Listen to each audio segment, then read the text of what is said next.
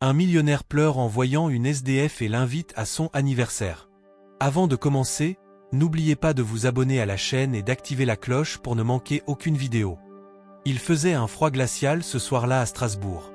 La ville, parée de ses décorations de Noël, semblait figée dans le temps, chaque ruelle scintillant de lumière colorée.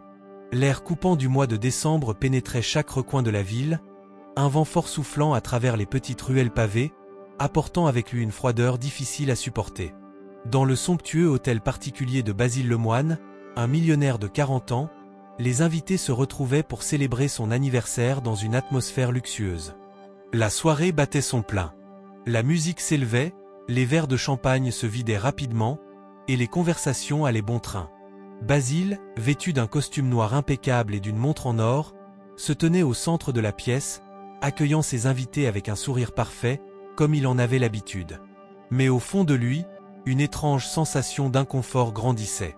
Ce soir-là, malgré l'opulence qui l'entourait, il avait du mal à se sentir réellement joyeux. Il observa les invités, tous admirant son immense fortune, mais au fond de ses yeux, il ne voyait que des regards intéressés, des sourires intéressés. Aucun d'eux ne le regardait vraiment. Ils étaient là pour les raisons évidentes. Son argent, son influence, sa réussite. Pourtant, il ressentait un vide immense. Il se demandait si cette vie de luxe était vraiment ce qu'il avait toujours désiré, ou s'il lui manquait quelque chose d'essentiel. Alors qu'il errait dans la pièce, son regard se posa sur une silhouette inattendue. À l'entrée de la salle, une vieille femme, frêle et tremblante, se tenait là, seule. Ses vêtements étaient usés, son manteau trop léger pour la température glaciale de la soirée. Elle semblait perdue, déconnectée de l'ambiance festive qui régnait autour d'elle. Ses cheveux blancs étaient emmêlés et ses mains, pleines de fissures et de saleté, tenaient maladroitement un sac en toile. Basile se figea. Il ne savait pas pourquoi, mais quelque chose dans cette vieille dame l'avait immédiatement interpellé. Il sentit son cœur se serrer, comme si un fil invisible l'attirait vers elle. Il s'approcha lentement, tout en observant la scène autour de lui. Les invités ne semblaient même pas remarquer sa présence. Elle n'était qu'une étrangère, une personne qui ne correspondait pas à l'image glamour de la soirée. Il s'arrêta à quelques mètres d'elle, incertain de ce qu'il devait faire. Il n'avait jamais pris la peine de regarder les gens de cette manière. Tout dans sa vie avait toujours été centré sur l'apparence, sur les choses superficielles, sur ce qui brillait. Mais là, face à cette femme, il ressentait une étrange connexion, une douleur lointaine, une sensation qu'il ne comprenait pas. La vieille dame leva les yeux, et pour la première fois, leurs regards se croisèrent. Un frisson parcourut le dos de Basile. Dans ses yeux, il y avait une souffrance indescriptible, une vie marquée par les épreuves, une douleur silencieuse qui semblait lui dire qu'elle avait tout perdu, tout sacrifié. Elle sourit timidement, mais il y avait dans son sourire quelque chose de profondément triste, comme si elle savait que la vie avait été cruelle avec elle. Basile, sans réfléchir, se précipita vers elle. Les murmures des invités derrière lui ne l'atteignaient pas. Il tendit la main, et d'une voix douce, il lui demanda « Vous allez bien ?» Elle hocha lentement la tête, mais son regard restait fixé sur lui. « Je suis désolé, je ne voulais pas déranger. Je suis juste venu me réchauffer un peu. » Il sentit son cœur se serrer encore davantage. Comment une femme pouvait-elle se retrouver dans une telle situation, en plein milieu d'une soirée de luxe, seule et sans protection? Il ne savait pas ce qui le poussait, mais il prit une décision impulsive, une décision qu'il n'aurait jamais cru possible. Il se pencha légèrement, lui tendit la main et dit « Venez avec moi. Vous allez passer la soirée avec nous. » Elle sembla surprise, comme si elle ne comprenait pas. Les invités autour d'eux commençaient à murmurer, mais Basile ignora les regards surpris et les chuchotements. Il insista « Venez. Je vous en prie. » La vieille femme hésita un instant, mais un léger sourire se dessina sur son visage. Elle prit sa main, et Basile l'accompagna jusqu'au centre de la pièce. À chaque pas qu'il faisait, il sentait les yeux des invités sur lui, mais il n'en avait cure. Il n'avait jamais ressenti cela auparavant, un tel désir de faire quelque chose de bien, de réparer une injustice invisible. Tout autour de lui semblait se dissoudre, et seul ce moment avec elle comptait. Ils s'assirent ensemble à une table, au milieu de la fête. Basile commanda une boisson chaude pour elle et tenta de la mettre à l'aise. À mesure que la conversation avançait, quelque chose de plus étrange se produisit. La vieille femme, Honorine, commença à parler de sa vie.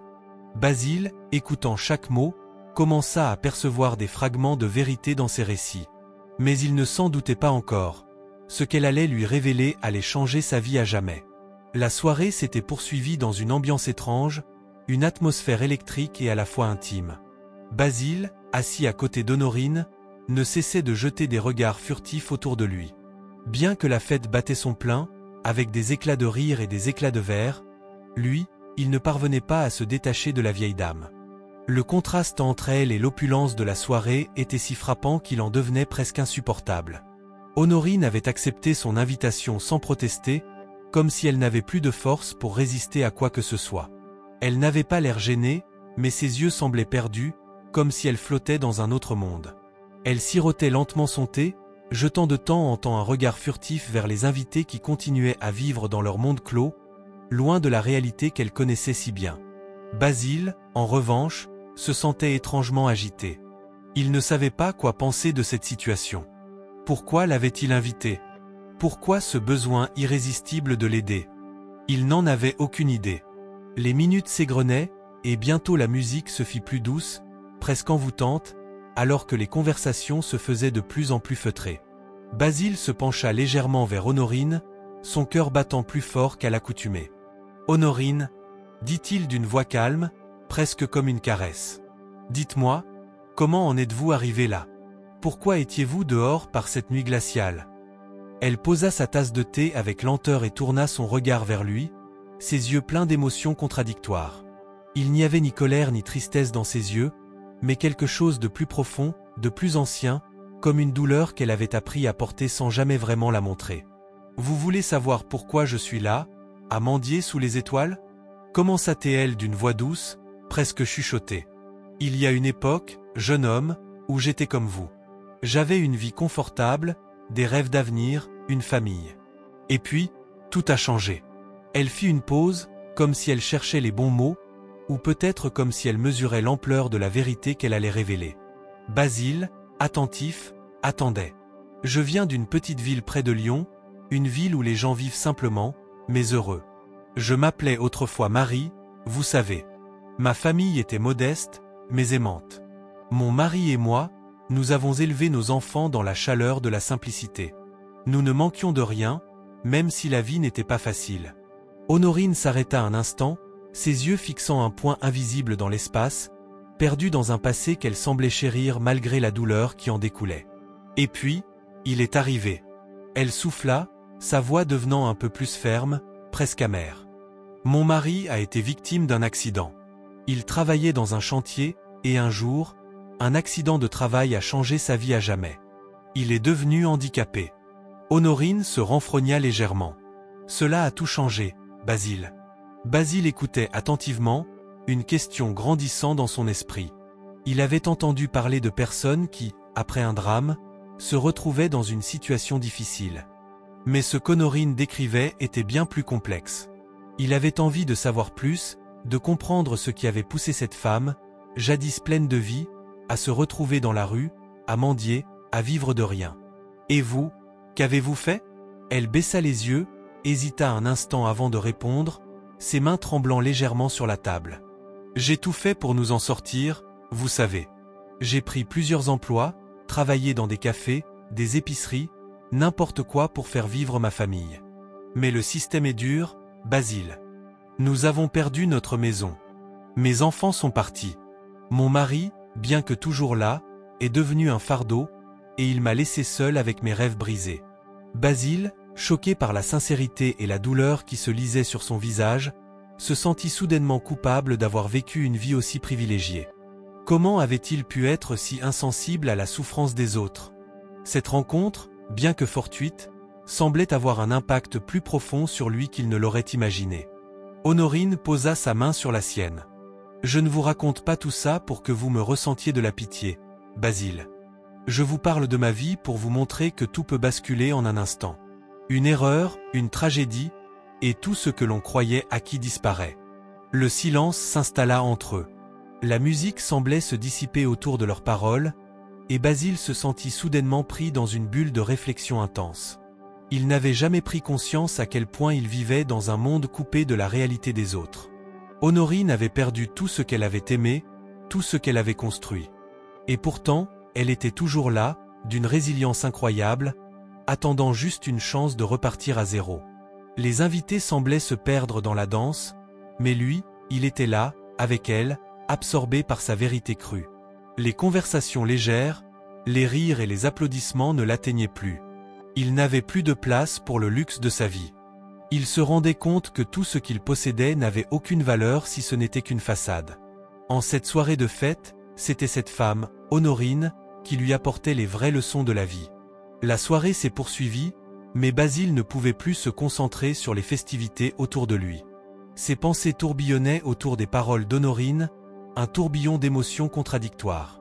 Chaque sourire des invités, chaque toast porté en l'honneur d'une occasion qu'il ne comprenait plus, le laissait froid. Il s'était toujours vu comme un homme de monde, un homme qui avait réussi grâce à son travail acharné et à ses décisions audacieuses. Mais face à Honorine, tout cela semblait dérisoire, comme un masque qu'il portait depuis trop longtemps. Il se leva brusquement, son cœur battant la chamade. Honorine le regarda, curieuse, mais ne dit rien. Elle avait cessé d'essayer de comprendre les hommes comme Basile, ces hommes qui, même dans leur réussite, semblaient perdus. Elle était désormais bien au-delà de tout cela. Elle connaissait la dure réalité de la vie, une réalité qui ne laissait aucune place aux faux-semblants. Basile se dirigea vers la fenêtre, son regard plongé dans la nuit noire de Paris. La ville semblait si lointaine à cet instant, comme si elle ne lui appartenait plus. Il pouvait entendre les bruits de la fête derrière lui, mais tout cela paraissait comme un écho lointain. Ce n'était plus son monde. Il se tourna finalement vers Honorine. Je ne sais pas quoi penser de tout ça, dit-il, ses mots se mêlant à la confusion qui l'habitait. Pourquoi vous êtes-vous retrouvée dans cette situation? Que puis-je faire pour vous aider? Honorine esquissa un sourire triste. Elle savait que Basile, malgré toute sa richesse et son pouvoir, ne pourrait jamais comprendre ce qu'elle avait vécu. Il était un homme qui avait tout, mais en même temps, il n'avait rien. Elle le regarda dans les yeux, un regard plein de sagesse qu'il n'avait jamais vu auparavant. « Avez-vous déjà perdu quelque chose de précieux, Basile ?» demanda-t-elle, presque comme si elle savait déjà la réponse.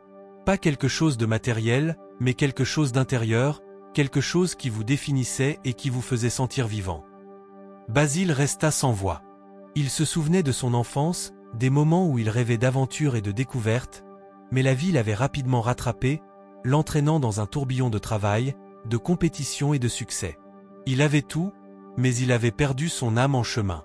C'était une vérité qu'il n'avait jamais voulu affronter, une vérité qu'il commençait à peine à voir à travers les yeux d'Honorine. Elle reprit, d'une voix calme mais déterminée, « Ce que vous ne comprenez pas, Basile, c'est que nous avons tous un jour ou l'autre des choix à faire. Des choix qui nous définissent et nous transforment. J'ai fait les miens, mais peut-être n'étais-je pas prête à en assumer les conséquences. » Elle marqua une pause, cherchant ses mots. « Quand mon mari a eu l'accident, j'ai tout fait pour garder notre famille ensemble. Mais il a fallu plus que du courage pour survivre à cela. Il a fallu des sacrifices.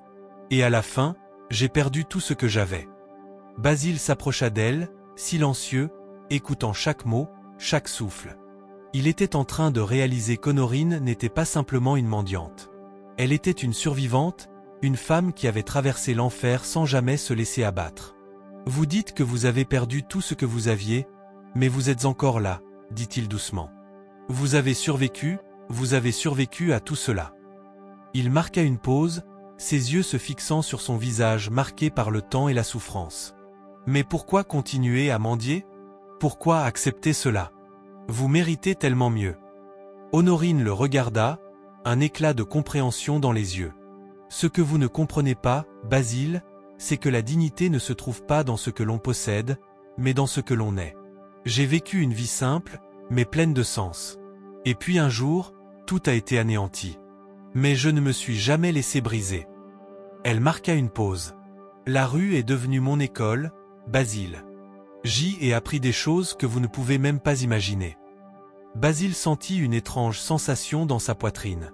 Il se tenait là, dans son palais d'opulence, entouré de richesse et de luxe, mais il se sentait misérable, pauvre de sens. Honorine lui ouvrait une porte vers un monde qu'il n'avait jamais connu, Un monde où la valeur des choses ne se mesurait pas à leur prix. Il avait passé sa vie à accumuler des biens, mais il avait négligé l'essentiel. Je veux vous aider, dit-il, sa voix tremblante, mais pleine de conviction.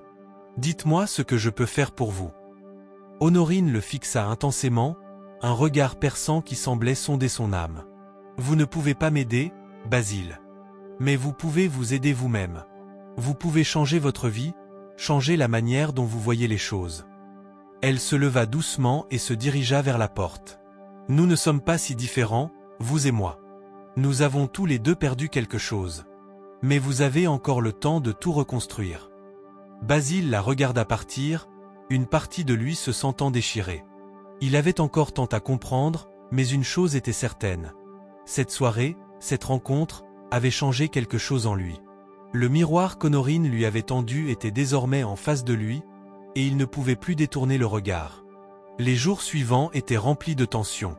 Basile ne pouvait s'empêcher de penser à Honorine, à ses mots, à cette clarté brutale qu'elle avait apportée dans sa vie.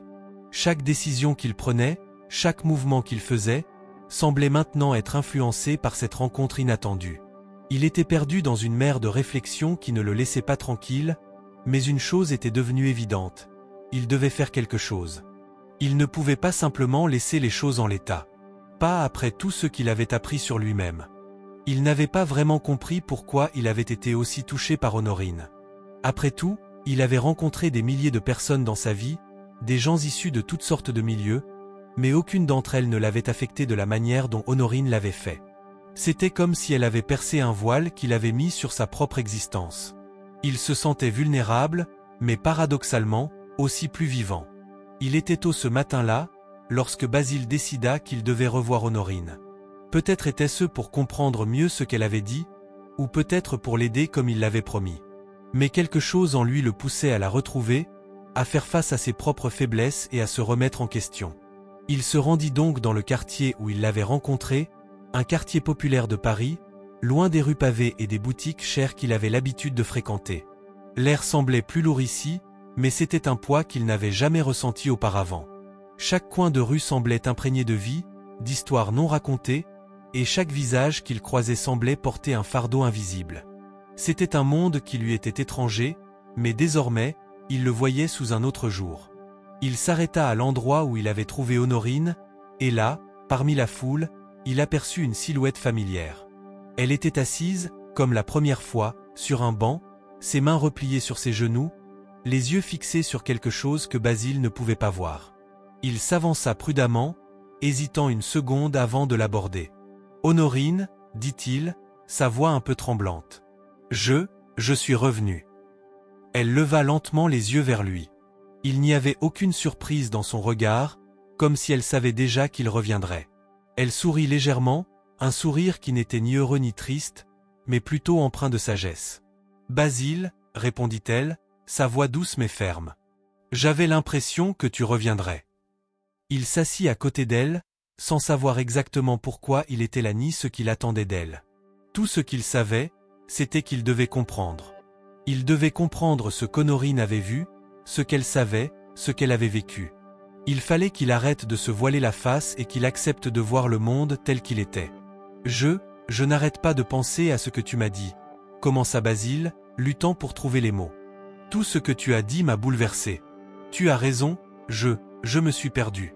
Je pensais avoir tout, mais en réalité, je n'ai rien. » Honorine le regarda longuement, et dans ses yeux, il y avait une sorte de compréhension tranquille.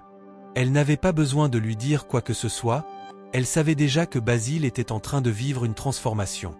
Elle avait vu cela des centaines de fois, dans les yeux de ceux qui, comme lui, se retrouvaient face à la vérité de leur propre existence. « Ce n'est pas facile de faire face à soi-même, » dit-elle enfin. « Mais c'est la première étape vers la liberté. » Elle fit une pause, puis ajouta, « La vraie liberté, Basile, ce n'est pas d'avoir de l'argent ou du pouvoir. C'est d'être libre de ses propres chaînes. » Basile prit une profonde inspiration. Il avait toujours cru que la liberté venait avec l'argent, que le pouvoir était la clé pour se libérer des contraintes de la vie. Mais ce qu'Honorine lui disait maintenant semblait tout à fait différent. Elle parlait de chaînes invisibles, des chaînes de l'âme et de l'esprit, des chaînes qui l'empêchaient de vivre pleinement. Mais comment faire, Honorine? Comment briser ces chaînes? Demanda-t-il, presque désespéré. J'ai tout construit ma vie autour de ces illusions, et maintenant je me sens perdu. Elle le regarda un moment avant de répondre, d'une voix calme et rassurante. Il n'y a pas de réponse facile, Basile. Ce que tu dois faire maintenant, c'est accepter. Accepter que tu as fait des erreurs. Accepter que tu n'es pas parfait, et que tu n'as pas besoin de l'être. Elle tourna son regard vers l'horizon. Et surtout, accepter que tu ne peux pas tout contrôler. La vie, parfois, nous échappe. Et c'est quand on l'accepte qu'on commence vraiment à vivre. Basile écoutait attentivement chaque mot. C'était comme si Honorine lui offrait une nouvelle perspective sur la vie, une perspective qu'il n'avait jamais envisagée auparavant. Il avait passé sa vie à tout contrôler, à tout planifier, mais cela ne l'avait jamais rendu heureux. Il avait bâti des murs autour de lui, des murs faits d'illusions et de faux-semblants, et maintenant, il se rendait compte qu'il n'avait jamais connu la liberté véritable. « Tu es une femme sage, Honorine, » dit-il finalement, sa voix pleine de respect. « Je crois que je commence à comprendre. » Honorine lui sourit, un sourire plein de compassion. « Ce n'est pas moi qui suis sage, Basile. Ce sont les expériences de la vie qui m'ont enseigné ce que je sais. Et il est temps pour toi de commencer à apprendre à ta façon. » Basile resta là, en silence, avec elle, observant les gens passer. Il n'avait jamais vu la vie sous cet angle auparavant. C'était une perspective nouvelle, différente, et il savait que cette rencontre allait marquer le début d'un long chemin vers sa propre transformation. Le temps passait rapidement, mais Basile ne pouvait se défaire de ses pensées. Les paroles d'Honorine tournaient sans cesse dans sa tête. Il sentait qu'il était à un tournant de sa vie, mais il ne savait pas exactement comment avancer. Chaque pas qu'il faisait semblait l'éloigner de son ancienne vie, mais en même temps, il n'était pas sûr de la direction à prendre.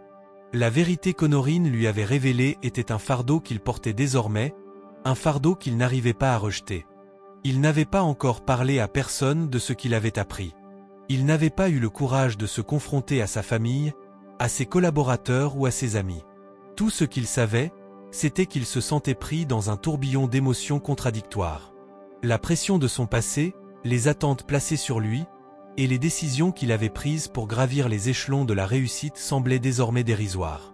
Tout ce qu'il avait accompli, tout ce qu'il avait pensé être important, semblait soudainement insignifiant face à ce qu'il ressentait. Un après-midi, alors qu'il se promenait dans les rues de Paris, Basile se retrouva au pied de la Seine, en face du pont des Arts. Il s'assit sur un banc, regardant les couples se promener main dans la main, les gens se laissant bercer par la brise légère qui soufflait sur la rivière. Paris était belle, comme toujours, mais aujourd'hui, elle semblait différente. Il la voyait d'un autre œil, celui d'un homme en quête de quelque chose qu'il ne pouvait pas encore nommer. Tout à coup, un bruit de pas attira son attention. Il se tourna et aperçut une silhouette familière. Honorine. Elle s'approchait de lui, un léger sourire sur les lèvres, comme si elle savait exactement ce qu'il ressentait. Basile se leva précipitamment, une vague de surprise le traversant. « Honorine, dit-il, sa voix un peu hésitante. Qu'est-ce que tu fais ici ?» Elle s'assit à côté de lui sans répondre tout de suite. Elle fixait la rivière, ses yeux perdus dans le flot constant de l'eau qui coulait en dessous. Finalement, après un moment de silence, elle répondit. « Je suis ici pour toi, Basile, dit-elle doucement. Je savais que tu viendrais ici un jour, que tu chercherais un sens à ce que tu ressens. La Seine est un bon endroit pour ça. Elle ne juge pas, elle accueille tout. Les regrets, les espoirs, les rêves, tout y passe. Et à la fin, l'eau emporte tout. » Basile était un peu déconcerté par ces mots. Il ne comprenait pas tout, mais il sentait qu'ils avaient une signification plus profonde, quelque chose qu'il n'était pas encore prêt à saisir. Il se tourna vers elle, son regard plein de questions. « Je ne sais pas quoi faire, Honorine, » dit-il, une frustration évidente dans sa voix. « Tout semble si déconnecté. J'ai l'impression de vivre dans un rêve éveillé, mais je suis éveillé, et je n'arrive plus à comprendre ce qui est réel et ce qui ne l'est pas. » Honorine tourna lentement la tête vers lui. Elle le regarda profondément dans les yeux, comme si elle cherchait à lire ses pensées les plus cachées.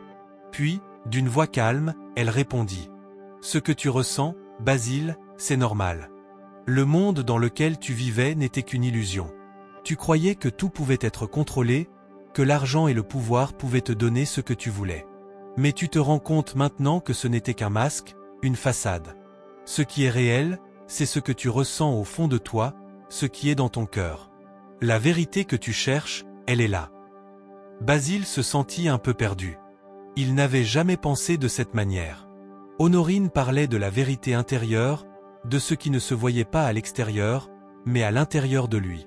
C'était une idée qui le perturbait, mais il savait qu'elle avait raison. Il avait passé trop de temps à chercher des réponses à l'extérieur, dans les biens matériels, dans les validations des autres. Il n'avait jamais pris le temps d'écouter ce qui se passait dans son propre esprit, dans son propre cœur. Mais comment savoir ce qui est vrai, Honorine ? Demanda-t-il. Comment savoir ce que je ressens vraiment ? Honorine lui sourit doucement, un sourire empreint de compréhension. Ce n'est pas facile. La vérité, Basile, ce n'est pas quelque chose qu'on trouve du jour au lendemain. Ce n'est pas une réponse toute prête à tes questions. C'est un chemin à parcourir, étape par étape. Et le plus difficile, c'est d'accepter la réalité de ce que tu as fait, de qui tu es, sans jugement. Accepter que tu n'es pas parfait, que tu as fait des erreurs, et que ces erreurs font partie de ton histoire. Mais cela ne signifie pas que ton histoire est terminée. Tu as encore la possibilité de changer. Les mots d'Honorine résonnaient dans l'esprit de Basile. Il savait qu'elle avait raison. Il ne pouvait pas effacer son passé, mais il pouvait choisir de ne plus laisser ce passé définir son avenir. Pour la première fois depuis longtemps, il se sentit un peu plus léger, comme si un fardeau invisible s'était progressivement levé de ses épaules. « Alors, que dois-je faire ?» demanda-t-il enfin. Honorine se leva du banc et se tourna vers lui. « Ce que tu dois faire, Basile, c'est commencer à vivre de manière authentique. Ne plus cacher qui tu es, ne plus courir après des choses qui ne te rendront pas heureux. Apprends à écouter ton cœur, à accepter ta propre vulnérabilité. C'est la seule manière de trouver la paix. » Basile la regarda partir, son esprit en ébullition. Il savait qu'il venait de franchir une étape importante dans son voyage intérieur. La route serait difficile, mais il était prêt à la parcourir. Le poids de la vérité était encore lourd, mais il savait que c'était le seul chemin qui en valait la peine. Basile se réveilla ce matin-là avec un sentiment étrange, une sorte de tiraillement entre deux mondes. La lumière douce du matin filtrait à travers les rideaux de sa chambre, mais il ne pouvait se détendre. Il se leva lentement, observant son reflet dans le miroir. « D'où regardes-tu cette vidéo ? Laisse un commentaire ici, on veut savoir. N'oublie pas de liker et de t'abonner à la chaîne. Allons-y pour l'histoire. » Le visage qu'il y voyait n'était pas celui d'un homme qui avait tout accompli, un homme qui avait conquis le sommet de la réussite. Non, ce visage semblait plus fatigué, plus marqué, comme s'il portait le poids de décisions difficiles à venir. Les dernières semaines avaient été un tourbillon. Après sa rencontre avec Honorine au bord de la Seine, il n'avait cessé de réfléchir à ses choix de vie. Ce qu'il avait cru être des victoires n'étaient en réalité que des batailles perdues. Il avait accumulé des biens, des titres, des reconnaissances, mais à quel prix ? À quel moment avait-il arrêté de vivre pour lui-même ? Et à quel moment avait-il cessé d'écouter cette petite voix intérieure qui lui disait que la vraie richesse résidait ailleurs ? Les questions tournaient dans sa tête comme un tourbillon qui ne voulait pas s'arrêter. Il s'habilla rapidement, cherchant à mettre de l'ordre dans ses pensées. Aujourd'hui, il devait rencontrer quelqu'un qui pourrait l'aider à franchir un cap, à prendre une décision cruciale pour son avenir. Honorine lui avait parlé d'un homme, un ancien philosophe devenu guide spirituel, qui pourrait l'aider à trouver des réponses à ses questions. Il se rendit à l'endroit où il devait le retrouver. Une petite rue tranquille, loin du tumulte de la ville. Lorsqu'il arriva, un sentiment d'étrangeté l'envahit. Le lieu semblait suspendu dans le temps, comme si les rues autour de lui n'existaient plus. Il frappa à la porte d'une vieille maison en pierre, et une voix calme lui répondit de l'intérieur. « Entrez, Basile. » C'était lui. L'homme qu'Honorine avait recommandé. Il s'appela Jean-Baptiste, mais Basile savait que cet homme n'était pas celui qu'il avait imaginé. Ce n'était pas un philosophe traditionnel avec des discours pleins de théories abstraites. Non, Jean-Baptiste était un homme simple, d'un âge avancé, mais ses yeux brillaient d'une sagesse profonde. Il portait des vêtements simples, presque austères, mais son regard était clair, sans fioriture. « Bienvenue, Basile, dit-il d'une voix calme, mais chaleureuse. Je sais pourquoi tu es ici. Tu cherches des réponses, mais avant tout, tu dois être prêt à regarder en toi-même. » Basile s'assit, l'esprit encore en tourmente. Il savait que cette rencontre allait changer quelque chose en lui, mais il n'était pas sûr de quoi. « Tout d'abord, » commença Jean-Baptiste, « je vais te poser une question. Et tu n'as pas besoin de répondre tout de suite. Mais je veux que tu y penses profondément. La question est la suivante. Qu'est-ce qui, pour toi, a le plus de valeur dans la vie ?» Basile le regarda, surpris. Il n'avait pas de réponse immédiate. Toute sa vie, il avait poursuivi l'argent, la reconnaissance, la réussite. Mais était-ce vraiment cela qui avait de la valeur? Il se rendit compte que la question le perturbait, car il ne savait pas quoi répondre.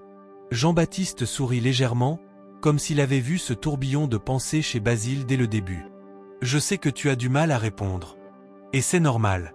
Tu as passé trop de temps à courir après des choses qui te semblaient importantes, mais qui ne le sont pas vraiment. Tu vois, la vraie richesse réside dans la paix intérieure, dans l'amour, dans la simplicité. Ce sont ces choses-là qui donnent un sens à la vie. » Basile sentit une pression dans sa poitrine. Les mots résonnaient en lui comme un écho qu'il n'avait jamais entendu. La paix intérieure? L'amour? Il n'avait jamais réfléchi à cela. À quoi bon, après tout, quand on pouvait acheter tout ce qu'on voulait? Mais quelque chose dans les mots de Jean-Baptiste semblait toucher une corde sensible en lui. « Je ne sais pas par où commencer », avoua Basile, la voix un peu tremblante. « Je suis perdu. J'ai l'impression que tout ce que j'ai fait jusqu'à présent n'a aucun sens. » Jean-Baptiste posa une main calme sur son épaule, son regard rempli de compréhension. « Ce que tu ressens, Basile, c'est ce que beaucoup de gens ressentent à un moment donné de leur vie. La vérité est que nous cherchons tous quelque chose, mais souvent, nous cherchons dans les mauvais endroits. La paix et l'amour ne se trouvent pas dans les biens matériels, ni dans les carrières. Elles se trouvent dans les relations humaines, dans les moments partagés, dans les petites choses qui, au final, font toute la différence. » Basile ferma les yeux, absorbant les paroles de l'homme. Il se rendit compte qu'il avait sacrifié beaucoup pour obtenir ce qu'il pensait être la réussite. Il avait négligé les gens autour de lui, ses proches, ceux qui comptaient vraiment. Ses relations étaient superficielles, il ne s'était jamais réellement donné le temps de connaître les autres, de s'ouvrir à eux. Jean-Baptiste se leva et se dirigea vers une petite table, sur laquelle reposait une bougie allumée. Il l'éteignit doucement, et une fumée légère s'éleva dans l'air. « Tout comme cette bougie, Basile, dit-il, ta vie peut se consumer dans la poursuite de choses futiles, ou elle peut s'épanouir dans la tranquillité, dans l'amour véritable. C'est à toi de décider. » Basile sentit un lourd silence s'installer entre eux, mais ce n'était pas un silence angoissant. C'était un silence de réflexion. Il avait un choix à faire, un choix crucial. Lequel allait-il faire? Continuer à vivre dans l'illusion de la réussite, ou commencer un voyage vers une vie plus authentique, plus vraie? Le soleil commençait à se coucher sur la ville de Paris, peignant les bâtiments en une teinte dorée qui donnait à la capitale une aura presque irréelle. Basile marchait dans les rues animées, mais son esprit était loin de l'agitation autour de lui. Depuis sa rencontre avec Jean-Baptiste, il avait plongé dans une réflexion profonde sur sa vie, ses choix et ce qu'il voulait réellement pour son avenir. Il n'avait pas encore trouvé de réponse concrète, mais quelque chose avait changé en lui. La quête de la paix intérieure ne semblait plus aussi futile. Il comprenait enfin que tout ne résidait pas dans l'accumulation de biens matériels. Il arriva devant un petit café dans le Marais, un quartier qu'il aimait fréquenter de temps en temps. Il entra, cherchant une distraction. Il se dirigea vers une table au fond du café, où une silhouette familière l'attendait. C'était Honorine. Elle l'avait invité ici pour une raison qu'il ignorait encore. Lorsqu'il la vit, un mélange de curiosité et d'appréhension s'empara de lui. Honorine était une femme d'une beauté froide, mais il avait toujours perçu en elle quelque chose de plus profond. Une sorte de sagesse tranquille qu'il n'arrivait pas à cerner. « Je suis heureuse que tu sois venu, Basile, » dit-elle en le regardant droit dans les yeux. « Je crois que nous avons beaucoup à discuter. » Basile s'assit en face d'elle, observant son visage, cherchant des indices sur ce qu'elle attendait de lui. Il savait qu'elle jouait un rôle important dans sa transformation, mais il n'arrivait pas à comprendre pourquoi elle l'avait poussé à rencontrer Jean-Baptiste. Honorine semblait toujours avoir un plan secret, une vision plus grande que celle qu'il pouvait saisir. « Tu sembles pensif » dit-elle en souriant légèrement. Je vois que la rencontre avec Jean-Baptiste t'a perturbé. Mais tu sais, parfois, il faut se perdre pour se retrouver. » Basile hocha la tête, mais il ne répondit pas tout de suite. Ses pensées étaient encore confuses. Jean-Baptiste lui avait montré une autre voie, mais Honorine était la personne qui l'avait poussé vers cette exploration. Il avait l'impression qu'elle détenait la clé de quelque chose de beaucoup plus grand, quelque chose qui pourrait éclairer son chemin. Mais quelle était cette chose exactement ? « Je suis perdu, Honorine, » dit-il enfin, sa voix brisée par l'incertitude. « Je ne sais plus si ce que je fais a du sens. J'ai passé ma vie à courir après des objectifs que je pensais importants. Mais maintenant, tout cela me semble dérisoire. Je me demande si je suis capable de changer, de devenir la personne que je dois être. » Honorine le regarda attentivement, puis prit une profonde inspiration. « Tu sais, Basile, tout le monde se trouve à un moment donné dans la même situation. La société nous conditionne à croire que le succès est mesuré par l'argent, la carrière, les biens matériels. Mais ce sont des mensonges. La vraie richesse réside dans les relations, dans l'amour, dans l'authenticité de ce que l'on partage avec les autres. » Elle marqua une pause, comme si ses paroles devaient profondément s'ancrer dans l'esprit de Basile. « Mais je sais que tu n'as pas encore saisi l'essence de tout cela. Il te manque quelque chose. Il te manque la connexion avec ton cœur, avec ce que tu ressens au plus profond de toi. » Basile ferma les yeux, essayant d'absorber tout ce qu'elle disait. Il savait qu'elle avait raison, mais une partie de lui résistait encore à cette idée. Comment pouvait-il renoncer à tout ce qu'il avait bâti ? Comment pouvait-il oublier la carrière qu'il avait tant sacrifiée pour atteindre le sommet ? « Je comprends ce que tu dis, » répondit-il lentement. « Mais comment puis-je tout abandonner ? Comment puis-je tout remettre en question après tout ce que j'ai accompli ?» Honorine le fixa d'un regard pénétrant. « Ne crois pas que tu dois tout abandonner, Basile. Mais tu dois changer de perspective. Il est possible d'être un homme de succès tout en étant authentique, en donnant de la valeur à ce qui compte vraiment. Tu peux continuer à être le Basile que tu es, mais il est important que tu réalises que ton bonheur ne réside pas dans l'accumulation de richesses. Il réside dans ce que tu partages avec les autres et dans la façon dont tu choisis de vivre ta vie. » Basile était assis là, perdu dans ses pensées. Il ne savait pas encore s'il était prêt à changer. Mais il savait que quelque chose était en train de se transformer en lui. Il se sentait enfin prêt à ouvrir les yeux sur ce qui comptait vraiment. Soudainement, la porte du café s'ouvrit et un homme entra, tenant dans ses bras une petite boîte. Il s'approcha de la table de Basile et Honorine, les interrompant dans leur conversation. « Excusez-moi, » dit l'homme d'une voix respectueuse. « J'ai une livraison pour monsieur Basile. C'est un cadeau. » Basile leva un sourcil, surpris. Qui pouvait lui envoyer un cadeau à ce moment précis? Il prit la boîte, la reposa sur la table, et l'ouvrit lentement. À l'intérieur, il trouva un petit carnet en cuir, très usé, avec une inscription à l'intérieur. « Pour que tu ne perdes jamais la direction, même lorsque le monde semble flou. » Basile se tourna vers Honorine, qui souriait d'un air mystérieux. « Je pense que ce carnet appartient à une autre personne. À un Basile que tu vas devoir rencontrer dans un futur proche. » Le mystère était à son comble. Il ne savait pas ce que cela signifiait, mais il sentait que ce carnet allait jouer un rôle crucial dans sa quête de vérité. C'était un signe. Le voyage venait de commencer. Basile n'avait pas dormi cette nuit-là. Le carnet était resté ouvert devant lui, sur la petite table en bois de son appartement parisien. Il avait tourné et retourné les pages, cherchant désespérément un indice, un message caché qui pourrait l'éclairer sur la signification de ce qu'il venait de recevoir.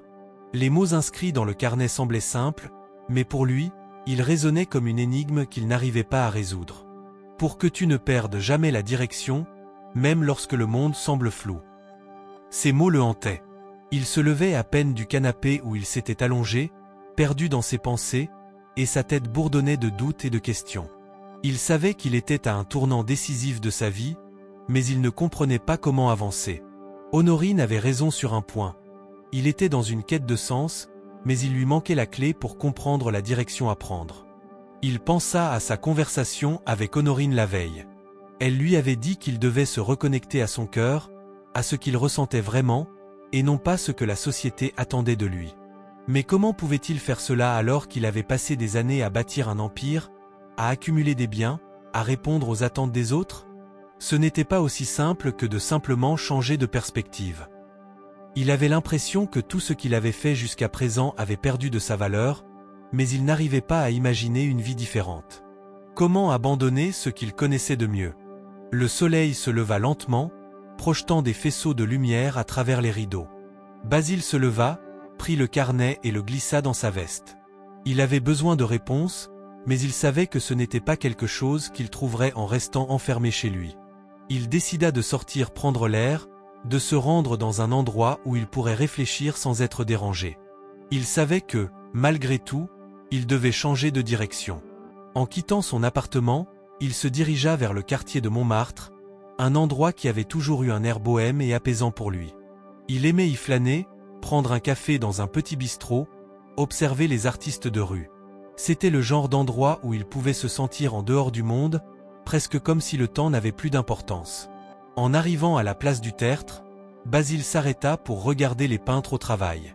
Un portrait d'une jeune femme, esquissé avec des coups de pinceau rapides et précis, attira son attention.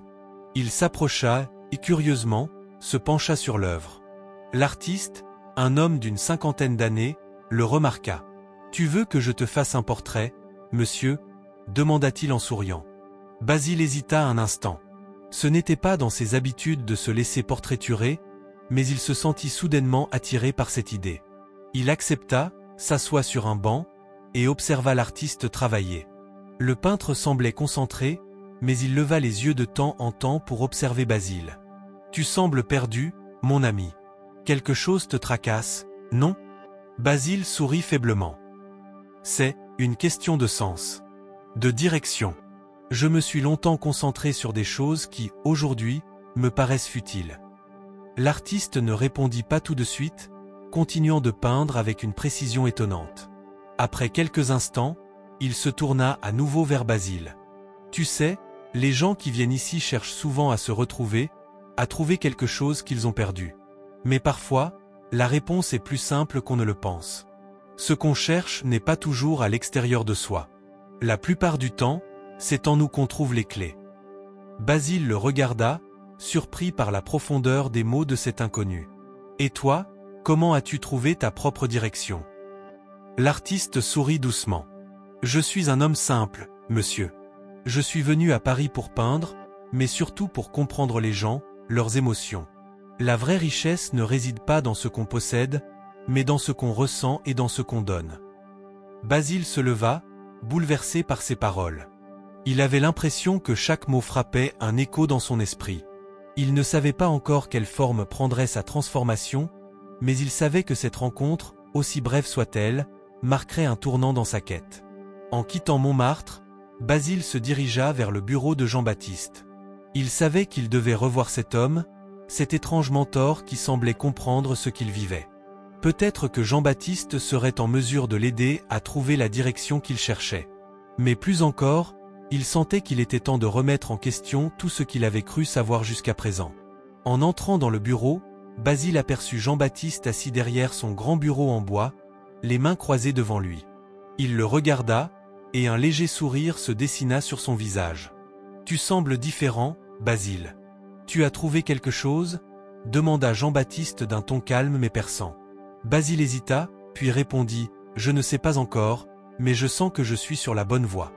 Il y a quelque chose en moi qui s'éveille. Et je pense que j'ai enfin compris que ce n'est pas une question de possession, mais de partage. » Jean-Baptiste se leva, s'approcha de lui, et posa une main sur son épaule. « Tu es en train de découvrir la vérité, Basile. La vraie richesse, c'est l'humilité, l'humanité. Ce que tu cherches se trouve en toi. Ne l'oublie pas. » Basile n'avait jamais cru aux signes du destin. À la rigueur, il les trouvait plutôt ridicules, des coïncidences sans grande importance. Mais tout avait changé en l'espace de quelques jours. Chaque rencontre, chaque geste de compassion, semblait désormais revêtir un sens profond. Il n'avait jamais imaginé que cette quête de sens le mènerait à se retrouver face à une décision qui changerait sa vie à jamais. Ce matin-là, en se réveillant dans son appartement parisien, il se sentait différent. Le vide qu'il avait longtemps habité semblait enfin se dissiper. Il n'était plus ce millionnaire avide, obnubilé par l'accumulation de biens matériels. L'homme qu'il était hier n'existait plus. Désormais, il se concentrait sur ce qui comptait vraiment. Mais malgré sa transformation, une question persistait, que faire maintenant? Comment concilier ce nouvel état d'esprit avec sa vie passée, avec ses responsabilités? La réponse à cette question, il la trouverait en se rendant à l'endroit où tout avait commencé, le petit bistrot de Montmartre. C'était là qu'il avait rencontré l'artiste, et c'était là qu'il avait pris conscience du véritable sens de l'existence. Ce matin-là, il y retourna, mais cette fois, il savait que quelque chose d'important allait se produire. En entrant dans le bistrot, il aperçut Honorine, qui était assise à une table près de la fenêtre. Elle lui sourit, comme si elle attendait sa visite. Ses yeux brillaient d'une lumière douce, presque apaisante. Il s'approcha d'elle, prit place en face d'elle, et observa les tasses de café fumantes posées sur la table. « Alors, Basile, tu sembles bien plus serein aujourd'hui. Que s'est-il passé ?» demanda-t-elle d'une voix calme, pleine de sagesse. Basile prit une grande inspiration. « J'ai compris quelque chose, Honorine. J'ai compris que la vie n'est pas une course effrénée vers la réussite. Ce que j'ai recherché toute ma vie n'était pas dans le matériel, mais dans les expériences humaines, dans le partage. J'ai passé trop de temps à courir après des choses que je pensais importantes, mais en réalité, je me suis éloigné de ce qui compte vraiment. » Honorine hocha la tête. « Je savais que tu trouverais ta voie. Mais qu'as-tu l'intention de faire maintenant ?» Basile réfléchit un instant. « Je veux changer de vie, mais je ne sais pas encore comment. Je ne peux pas simplement tout abandonner et me retirer dans un coin du monde.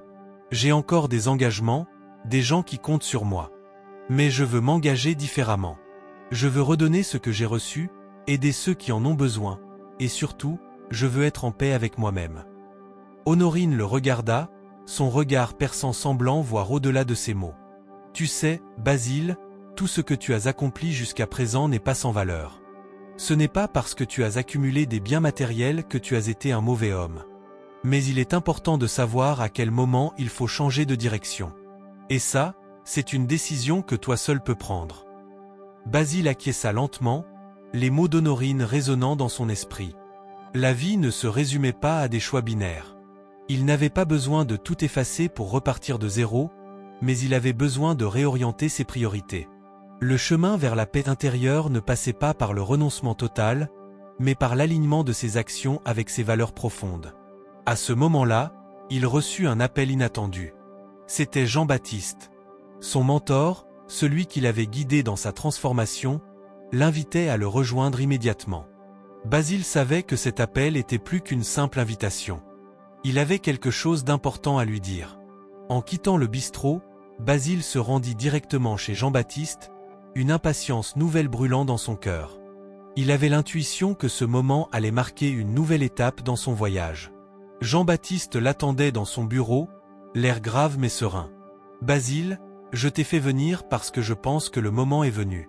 Tu as pris une grande décision, mais il te reste à la concrétiser. » Basile s'assit en face de lui. « Je suis prêt, Jean-Baptiste. Je veux changer, je veux faire les choses différemment. Mais j'ai besoin de comprendre ce que cela implique. » Jean-Baptiste sourit légèrement, un sourire empreint de sagesse. « Tu sais, tout ce que tu as accompli jusqu'à présent ne sera pas perdu. Il y a des ressources, des opportunités qui s'offrent à toi, mais il te faut maintenant faire un choix. Tu peux utiliser tes moyens pour aider les autres, pour investir dans des causes qui te tiennent à cœur.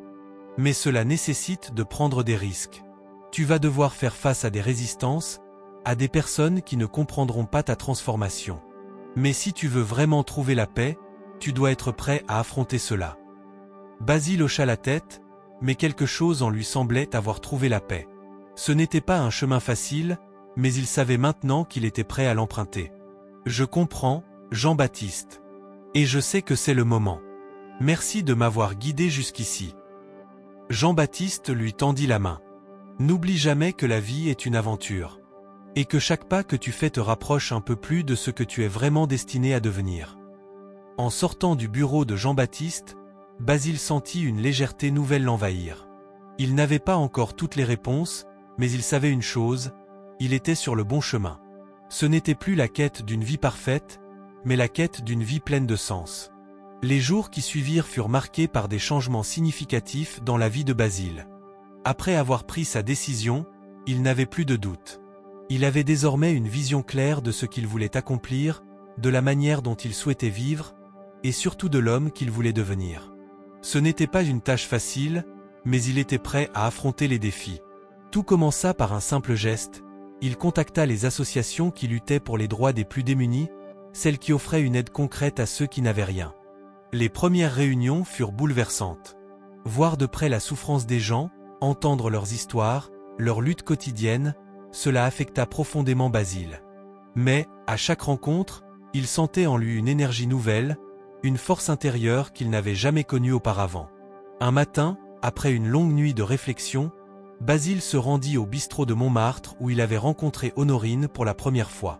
Il avait pris l'habitude de venir ici régulièrement, non seulement pour se ressourcer, mais aussi pour garder le contact avec la simplicité de la vie. Ce matin-là, il y retrouva Honorine, qui l'attendait, un sourire calme et serein sur le visage. « Alors, Basile, comment ça va maintenant? As-tu trouvé ta place ?» demanda-t-elle en le voyant s'approcher. Basile s'assit avec elle et prit un moment pour réfléchir avant de répondre. « Oui, Honorine, je crois que je l'ai trouvé. Je ne cherche plus à m'échapper de ma vie. J'ai accepté ce que j'ai fait et ce que j'ai été. Mais maintenant, je veux changer, non pas pour fuir, mais pour apporter un véritable changement. Je veux aider ceux qui en ont besoin. J'ai décidé de m'investir dans des projets, dans des actions concrètes. » Honorine le regarda avec des yeux pleins de bienveillance. « Tu as compris, Basile. Ce n'est pas un chemin facile, mais c'est un chemin noble. Ce que tu fais maintenant aura un impact, même s'il est difficile de le voir immédiatement. Ce sont les petites actions, les gestes simples, qui finissent par créer un grand changement. » Basile se leva lentement, un sentiment de gratitude l'envahissant. « Je comprends maintenant. Et j'ai encore beaucoup à apprendre. » Les semaines passèrent et Basile se plongea de plus en plus dans ses engagements. Il commença à rencontrer des entrepreneurs et des philanthropes qui, comme lui, cherchaient à investir dans des causes sociales.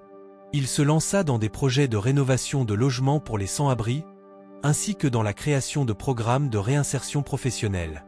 Mais plus il s'impliquait, plus il ressentait un besoin de toucher les gens de manière plus personnelle, de comprendre leur histoire, leur vécu. Un jour, alors qu'il se rendait à une réunion importante avec des partenaires potentiels, il croisa une vieille femme dans la rue. Elle était assise sur le trottoir, la tête baissée, tenant une petite pancarte indiquant « Aidez-moi, je n'ai rien ». C'était une image qu'il avait vue des centaines de fois, mais cette fois-ci, quelque chose en lui se déclencha.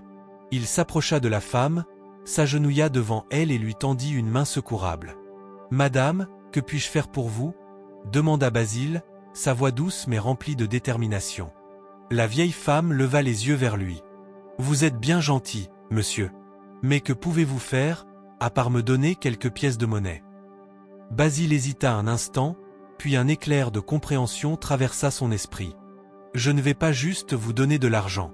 Je vais vous donner une opportunité. » « Une opportunité ?» répéta la femme, étonnée. Basile sourit et lui tendit une carte de visite. « Je dirige une association qui aide les personnes dans votre situation. Si vous le voulez, je peux vous offrir un emploi, un endroit où vivre, et surtout, un avenir. » Les yeux de la femme s'ouvrirent en grand, choqués mais pleins d'espoir. « Vraiment? Vous feriez cela pour moi ?» Basile acquiesça. « C'est le minimum que je puisse faire. » Cet instant fut un tournant décisif pour lui. Ce n'était pas un acte isolé, mais une manifestation de ce qu'il était devenu. Basile comprenait maintenant que la véritable richesse ne se mesurait pas à l'accumulation de biens, mais à la capacité de transformer des vies, de redonner de l'espoir là où il n'y en avait plus. Cette rencontre marqua le début d'une série d'actions de la part de Basile. Il investit non seulement dans des projets mais aussi dans des vies, dans des personnes qu'il rencontrait au fil de ses parcours. Chaque histoire, chaque visage, chaque défi relevé devenait une source d'inspiration pour lui. Il n'était plus le millionnaire isolé, mais un homme engagé dans une mission beaucoup plus grande que lui-même. Quelques mois plus tard, Basile reçut une invitation à un gala caritatif, un événement auquel il avait toujours assisté en tant que spectateur. Mais cette fois, il n'y allait pas pour observer, mais pour participer. À ce gala, il fit un discours qui marqua tous les présents. Il parla de sa transformation, de son engagement pour ceux qui avaient été laissés pour compte par la société. Et il lança un appel aux autres, un appel à l'action, pour qu'ils rejoignent son mouvement de solidarité. Ce soir-là, il ne reçut pas d'applaudissements pour ses réussites matérielles, mais pour l'homme qu'il était devenu. Un homme prêt à consacrer sa vie à changer le monde autour de lui. Un homme qui avait compris que la véritable richesse était dans la générosité, dans la capacité à donner sans attendre rien en retour. La vie de Basile, une fois marquée par la solitude et l'indifférence, était désormais remplie de sens. Et c'était dans ce nouveau rôle, celui de bâtisseur de ponts entre les mondes, qu'il avait trouvé sa véritable liberté. Si tu es arrivé jusqu'ici, commente amour, aime, partage, cela nous aidera beaucoup. Abonne-toi pour ne pas manquer les prochaines vidéos.